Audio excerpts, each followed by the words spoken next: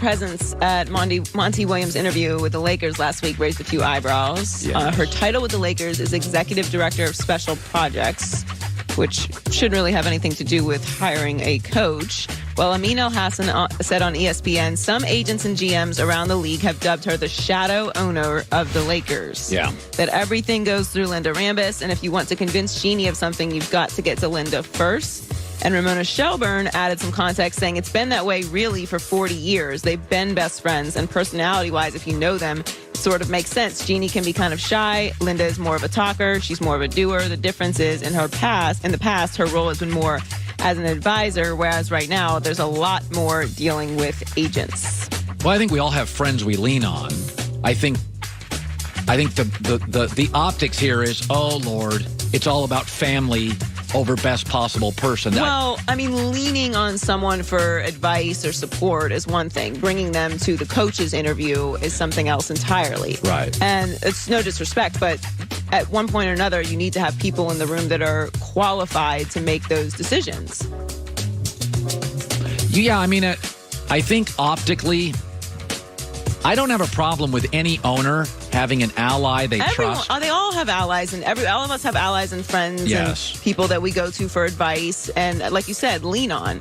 But the confusion with the Lakers is who is running the organization. Yeah, no, is it Pelinka? Is it Jeannie? Is it Linda Rambis? It's a fair question. Is it Kurt Rambis? No, I mean, it's Magic still saying he's giving advice? Yeah, no, listen, you're making Is it Kobe behind the scenes? I don't want to be seen as mean-spirited. I'm picking on people. I think the clear question is the one you're asking me. If you and I don't know it, do players know it? If I'm a star player, Kevin Durant, I know who my boss is. Joe Lacob, Bob Myers, Steve Kerr. I look at the Lakers and go, who's running that place? I mean, nobody's picking on anybody. Right. I think that the decision at the end of the day should be Jeannie's. She's the owner. Right. But it should. There's no face of the organization. There's no direction. Like there should never be a report that there's 6 different people involved in the. Like we all know that the decision comes down to the owner, but we don't really know who the other people are in the room making the decision. And who amongst all those people have ever hired a head coach before? Fair question. And had success at it. It's very strange. So game 1 of the Warriors-Rockets was all about officiating. Luckily, game 2 was all about basketball. And after the Warriors' 115-109 win, Draymond Green gave his thoughts on the recent focus of the refs. It's kind of embarrassing for the game of basketball. How much has been talked about fouls and officiating. Like, what about beating your man? What about stopping your man? No one talked anything about schemes the last 2 days. It's all been about foul calls. He's right. You know, he's kind of right on that. Nick Wright's not going to want to hear that right. But I don't want to hear it either. I'm 100% with him. The talk about the refs was exhausting. It's always annoying. Yes. Like you said yesterday, when we had conversations about catch or no catch, it's just wore us out. I mean, it's just the worst. It's the worst because there's nothing that can be done about it. We all got exhausted with the Saints conversation after like 3 days, unless you were in New Orleans. You never want to be talking about the referees, even if they blow it in the biggest moment, because eventually you have to get over it. Yeah. So I'm totally with him. I just feel like the Warriors and the Rockets are not the two teams.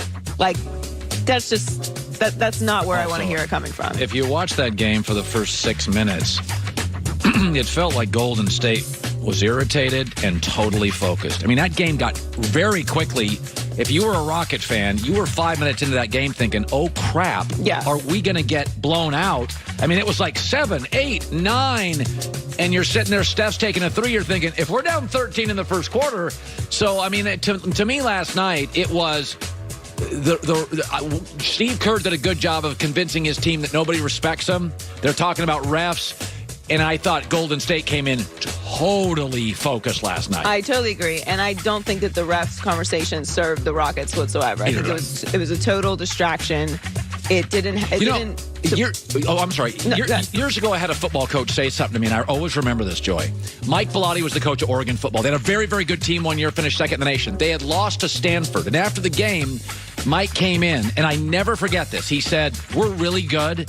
I'm not going to let Stanford beat us twice.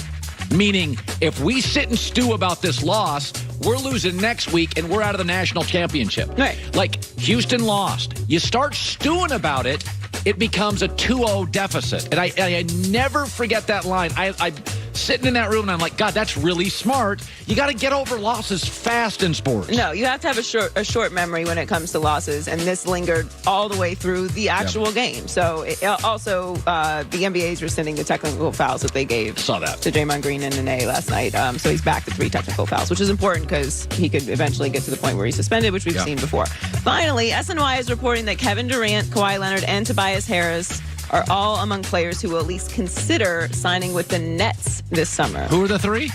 Kevin Durant, Kawhi Leonard, and Tobias Harris. Can I not put Tobias Harris in that sentence? Can you not?